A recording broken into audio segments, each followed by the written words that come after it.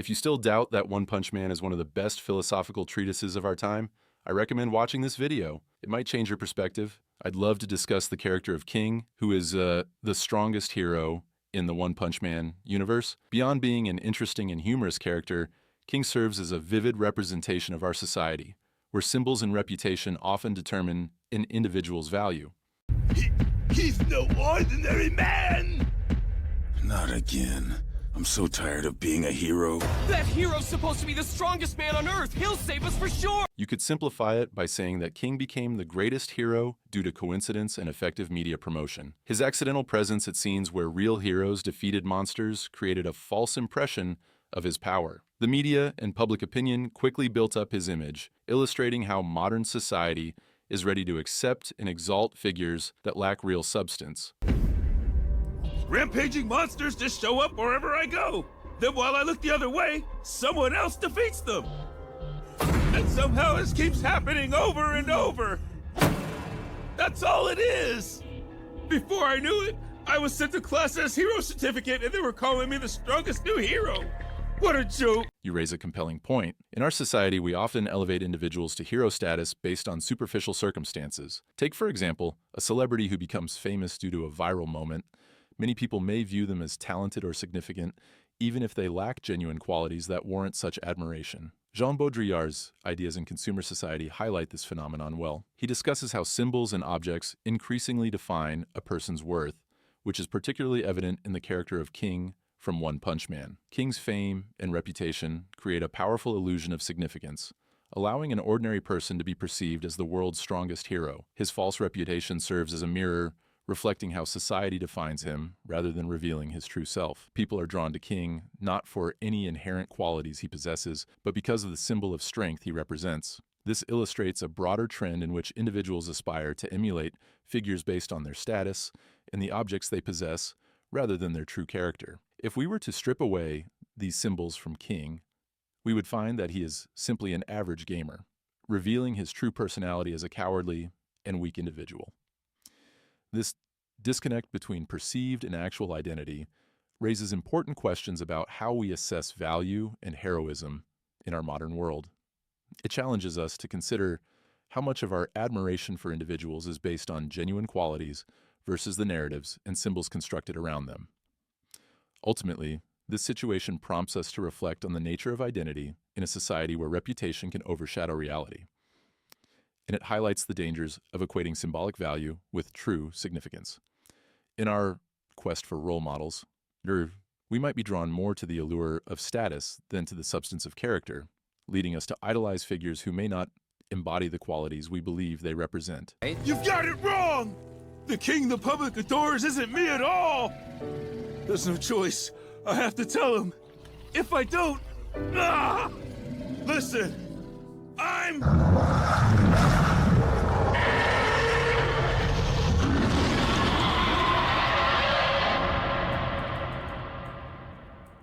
Wait, really? Your reputation and record as a hero is just a bunch of lies? So when you wet your pants after the bird appeared, that was for real? You're right. King's character perfectly illustrates how symbols can distort our perception of identity. He understands that his reputation is based on coincidence rather than real strength, yet he doesn't want to change or become stronger. He simply wants to maintain his status. This curse of random encounters with monsters highlights the tension between appearance and reality. While he enjoys the accolades, he lives in fear of being exposed as a fraud.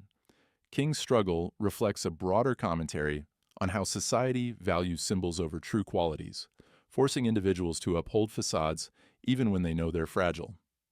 Ultimately, King reminds us that while symbols can elevate someone to hero status, they can also trap them in roles that don't reflect their true selves. I'm just a nobody. How that came to be doesn't matter. Everyone thinks you're the strongest hero there is. So tell me, are you gonna keep lying about it? Or quit being a hero? I can't find the courage to decide. Well, I mean, why don't you just get strong? Huh? I'm heading out. See ya. King's randomness reflects his fear of taking responsibility and admitting his true self to society. He worries that if he reveals his cowardice, He will lose the symbols of power and popularity he has built around himself. This fear keeps him trapped in a cycle where he avoids genuine confrontation. In our society, it's often easier for people to acquire symbols of success, like money and fame, rather than genuinely transforming themselves. Manipulating these symbols can seem like a quicker path to recognition than doing the hard internal work necessary for real growth.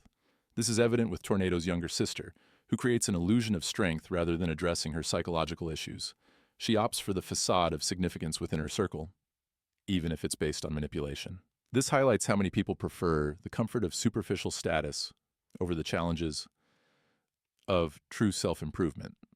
It's a powerful commentary on how society values symbols over substance, often leading individuals to chase illusions instead of facing their realities.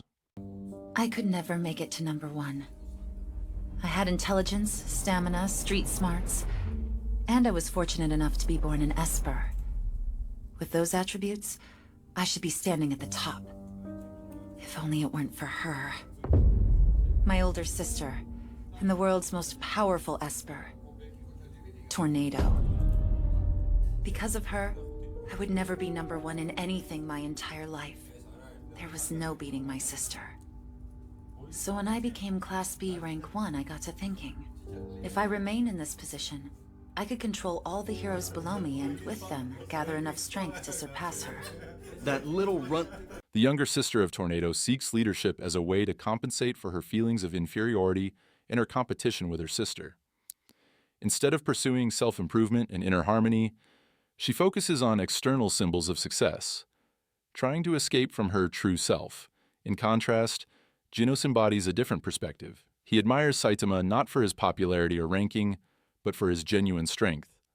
Genos is driven by a desire for real power, not just symbolic recognition. He even asks to become Saitama's student after being saved, believing that training with the strongest will help him grow. However, Genos doesn't fully grasp the reality of his situation. As a high-tech robot, much of his strength is influenced by the modifications made by his professor. This creates an interesting contrast between his quest for authenticity and the limitations imposed by his own design. Genos represents the struggle for true power in a world often obsessed with superficial symbols, highlighting the complexity of strength and identity in One Punch Man. Ah, yes, I think I get the picture, Genos. You're trying to tell me just how amazing this Saitama fella is. Am I correct? Yes, sir. Listen to me, Genos. They're not quite ready just yet, but I'm developing a new set of augmentations. When I replace your existing parts with them, you may even be able to surpass your friend. You're absolutely right. The scene where Saitama reveals his secret to Genos in One Punch Man. A simple workout routine of 100 push-ups, 100 sit-ups, 100 squats, and a 10 kilometers run every day is a brilliant mix of humor and philosophical insight. It's comedic because Genos and the audience expect some kind of hidden, advanced technique or extraordinary secret. But what Saitama offers is an absurdly mundane regimen. The irony is that everyone believes great power must come from something mystical or complicated, but Saitama's strength comes from unwavering discipline and commitment to a basic routine. Listen, Genos. You have to keep doing it. No matter how difficult it gets. It took me a full 3 years to get this strong. 100 push-ups, 100 sit-ups, and 100 squats! And a 10-kilometer run! Do it every single day! Philosophically, it conveys the idea that extraordinary results often come from ordinary actions done with extraordinary consistency and effort. It's not necessarily about having a special technique, but about persistence, hard work, and pushing oneself beyond limits, even when the process seems simple or monotonous. This ties into broader life lessons. Success, mastery, and personal growth are usually the result of steady, repetitive effort over time rather than sudden breakthroughs or secret tricks. That contrast between Saitama and Genos is at the heart of what makes that moment so profound and funny. Saitama, with his ultra-simple approach, embodies the idea that the process of mastery can't be commodified or packaged into a neat formula. As you said, the process is something to be lived and experienced. It's intangible and personal, not something that can be passed on like an object. Genos, being the serious and methodical disciple, is constantly searching for deeper meaning or complex explanations, because that's what society and popular culture often teach us. That success or strength comes from specialized techniques or secrets that can be learned or purchased. But Saitama's method exposes the falseness of that assumption, showing that consistency and patience are the true keys. What makes it so comedic is how Saitama, the strongest character, doesn't fit the mold of what people think a master or mentor should be. He understands that what worked for him, basic exercises done persistently, seems too simple to be believed. And Genos, in his desperation to understand and replicate that strength, adds layers of complexity that don't exist. It's like watching someone take something completely straightforward and try to turn it into a grand theory. This reflects real-life attitudes toward success in many areas, whether in sports, business, or personal development, where people search for shortcuts or hacks, often overlooking the value of showing up every day, doing the work, and being patient with the process.